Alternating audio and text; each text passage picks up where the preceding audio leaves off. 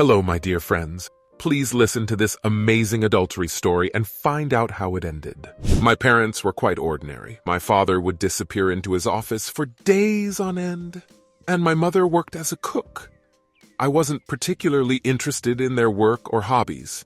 However, my uncle's work was fascinating to me. He was a potter who created stunning pieces out of clay and plaster. I was captivated by his craft and would often visit his workshop after school or on weekends. Instead of attending various school clubs, I would go to my uncle's to learn his skill. At first, I struggled with pottery, but I persevered and worked hard to improve my skills. My uncle was very patient and taught me everything he knew. Eventually, I began to succeed, and this is how I discovered my life's passion. I opened a small pottery shop where I learned how to create beautiful dishes and paint them with intricate designs. With my imagination and experience, I was able to develop unique and interesting pieces, and my small business slowly grew. However, pottery wasn't my only focus. I also enjoyed making sculptures. Sculpting was just a fun hobby for me, and I never expected to become a great sculptor. However, I was fortunate in that I knew exactly who I wanted to be and what I needed to do to achieve my goals. Unfortunately, my personal life was not as lucky. I had friends, but I didn't see them often because they enjoyed loud parties, whereas I preferred quieter ways of relaxation, such as taking a walk in nature and admiring the beautiful scenery while breathing in the fresh air. My solitary lifestyle left me with very few opportunities to find a girlfriend, but I longed to meet the love of my life. However, things didn't go as planned. Despite my efforts to fill the void of loneliness, it persisted. That was until one unforgettable evening when the rain was pouring down fiercely and I was about to close my store. Suddenly, a soaked girl entered, apologizing for the late hour and asking if we were still open. With a smile, I reassured her that we were and listened as she explained that she needed a clay vase urgently for work the next day.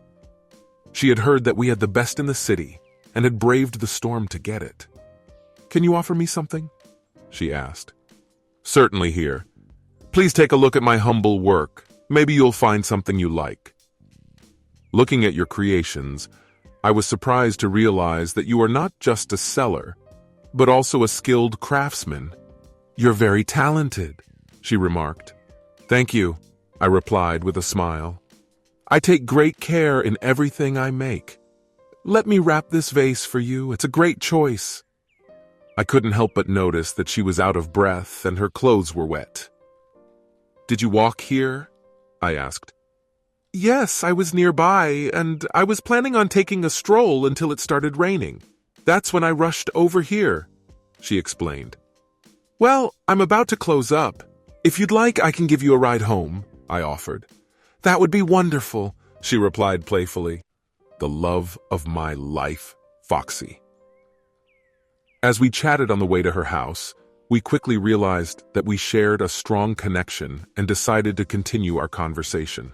17 years have passed since that fateful day, and we've been happily married ever since. Foxy was an event organizer, and her events were always a hit among the attendees. She was a true professional in her field, just like me. At that time, I wasn't particularly concerned with being popular. I was content with the way things were going, but Foxy was always driven to achieve more. She never stopped, and although her unwavering determination frightened me a little, I couldn't help but admire her for it. Foxy was committed to maintaining an impeccable reputation in her event organizing activities, and it was a source of pride for her. She placed a great deal of value on her reputation. As a result, important people often approached Foxy with the most significant events in our city. "Honey, have you heard that John Adamson is coming to our city?" Foxy asked me. "Yes, my love. I heard that he's a new sponsor in our city who wants to invest in the development of our museum," I replied. "That's right. And not only that, he wants to transform our town. I wouldn't be surprised if he becomes the new mayor," Foxy said in admiration. "Why are you even talking about him?" I asked. "Because he offered me a job. Can you imagine? This will be the biggest event ever, and he's counting on my help. A lot depends on this event. Thanks to my work, his electorate will increase many times. It's fantastic!" Foxy exclaimed. "Foxy, I'm thrilled for you," I said with joy. "We have an appointment with him the day after tomorrow. He invited us to dinner, so don't make any plans," I told Foxy. "Understood, my love," I replied. The following day, Foxy and I arrived at a popular restaurant, where a VIP room had been reserved for us. "Hello, my dear friends," John exclaimed, flashing his Hollywood smile. "Hello, John. It's nice to meet you. We've heard a lot of good things about you," I said. "Jacob, my modest achievements pale in comparison to your work. I've heard a lot about your sculptures and other handmade utensils," John said. "Thank you, John. I'm flattered to hear that. Your appreciation of my work means a lot to me," I replied. "You have an amazing family," John added. Foxy's achievements in event organizing were beyond praise. "Guys, you are the best of the best, and this holiday table is just for you," John exclaimed. "Well, you flatter us, John. It's embarrassing," Foxy replied with a smile. We sat down at the table, but as the conversation progressed, I began to feel left out. John became more focused on Foxy, and she seemed to forget that I was even there with them. "Foxy, what is a beautiful and talented girl like you doing in this small town? I could put you to much better use in a big city. With my help, you could reach incredible heights," John said with a piercing look. "John, stop it. I feel awkward," Foxy replied with artificial shyness. No, sunshine. I'm telling the truth. A gem like you should be in the best setting," John said with a playful grin. "John, I'd love to sit and watch you flirt with my wife, but we have to go," I said, unable to tolerate it any longer. "Jacob, what are you talking about?" Foxy asked. "Never mind," John replied. "Jacob's joke wasn't very good." Foxy furrowed her eyebrows and gave an angry look.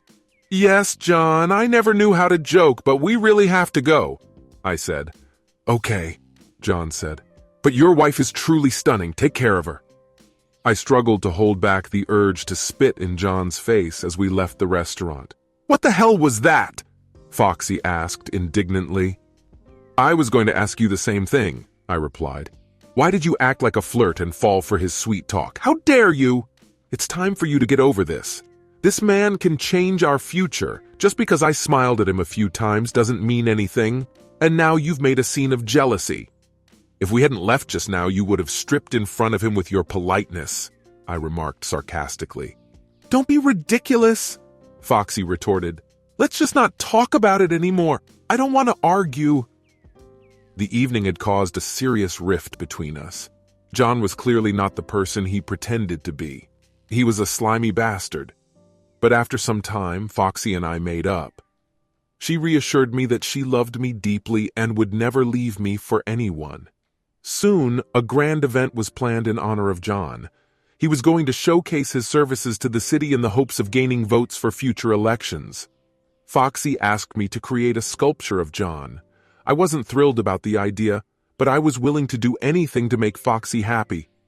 This event was incredibly significant for Foxy, so she had been eagerly looking forward to it. My workshop was conveniently located close to our home, so I had informed Foxy that I would be working late that day. However, my creative inspiration did not last long, and I soon grew exhausted. Consequently, I decided to head home early. As I approached our house, I noticed that Foxy was getting into a car that I did not recognize. This immediately caused me to feel anxious, so I called Foxy's phone, but she didn't answer. Without wasting any time, I quickly jumped into my car and began to follow her. Eventually, we arrived at a mansion. I watched as Foxy exited the car with John and disappeared into the mansion. I tried to enter the premises, but the guards were everywhere, making it impossible for me to get close. I began to feel anxious and nervously tapped my fingers on the steering wheel. I knew I had to find a way to get inside, but I was at a loss. Suddenly, I spotted a group of people outside the house who were setting up video cameras. They were likely preparing for an event or a recording. I approached the van where the video surveillance technicians had arrived. The vehicle was unlocked, so I grabbed a cap and jacket with their company logo and put them on. The guard didn't question my presence and let me through. I informed the guards that they needed to adjust the camera settings from the main console. Once inside the mansion, I located a security guard in a small room and informed him that the head of security required his assistance in setting up cameras outside the house. I urged him to go outside as soon as possible. While the guard was distracted, I quickly accessed the video feed from inside the house and stumbled upon the room where Foxy and John were. "So, Foxy, is everything going according to plan?" John asked. "Of course, John," Foxy replied.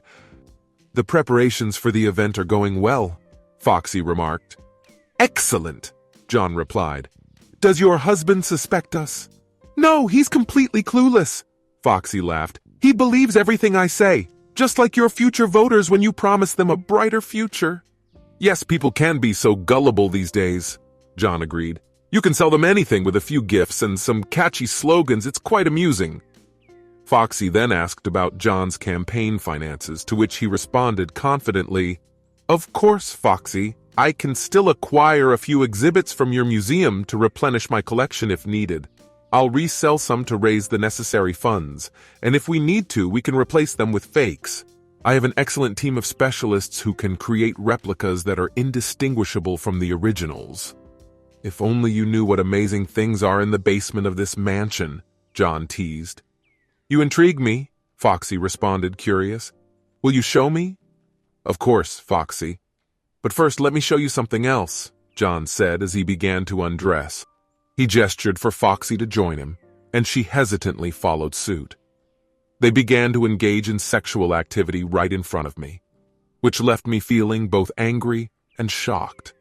My emotions were in a chaotic state, and I couldn't fully process everything that was happening before me. As time was running short, I balled up all my emotions in my fist. In a drawer, I spotted memory cards and hastily downloaded a revolting video onto one of them. Disposing of my cap and jacket, I darted out into the street, evading the resentful guard. As I reached my car, tears streamed down my face as the overwhelming emotions flooded me. The treacherous incident left me stunned and bitter, just as Foxy had warned me. The desire to seek revenge consumed me, but I held back from lashing out at Foxy. Instead, I focused on plotting my revenge against the scoundrels and waited for the opportune moment. The day of the public event with John finally arrived, with a large crowd in attendance. I had just completed the sculpture that Foxy had requested, and I had a surprise in store for the couple. The sculpture was placed on a grand pedestal in the middle of a vast hall, concealed under a special box that was to be ceremoniously lifted by a winch. A massive screen was installed on the ceiling, ready to display the presentation. John took to the stage and began to speak about the potential opportunities when he came into power. I stood behind him, beaming with anticipation for the big reveal. When I was called up to present the sculpture, I confidently made my way to the stage. However, instead of the intended presentation video, the video that I had downloaded earlier started playing. The vulgar conversation of that scumbag and the sight of my wife having sex with him were witnessed by everyone. "What the hell is going on?" Foxy screamed in disbelief. "That's the truth that everyone should know, you lying bitch," I retorted as I raised the box. My friends lifted the box, and everyone gasped at the sight of the sculpture. It was a phallic sculpture with testicles and John's head. "I think I have outdone myself," I said with a smug grin. Enraged, John yelled, "What the hell is this? What's going on, Jacob, you son of a bitch? Shut your filthy mouth, you scoundrel. While your true identity is being exposed here, the authorities are already raiding your basement. Your scam is over." I shouted and punched him in the face with all my might. He fell off the stage, and I continued, "And you lying bitch, don't bother coming home anymore. You can keep screwing around, whether it's with an oligarch or a bum. You're nothing but a careerist." I said my piece and bid everyone a good evening before stepping down from the stage. It was a highly publicized case. and I happened to have a good acquaintance in the police force with excellent connections. The investigation progressed rapidly, and John was forced to take a leave of absence. Numerous stolen artifacts were recovered, leading to John's imprisonment instead of his mayoral seat. As for my deceitful wife, her career was over and she left town in disgrace. Our divorce went smoothly and the court ruled in my favor due to the staged performance. I was not held responsible and was even honored with the title of an honorary resident of our city for my assistance in this high-profile case. My life took on a new hue, and my popularity allowed me to become more successful than ever before. The successful revenge allowed me to shed all the unnecessary baggage of the past and move forward. The story has come to an end. Well, I ask you to subscribe to my channel. I will be very pleased. See you soon, friends. Bye-bye.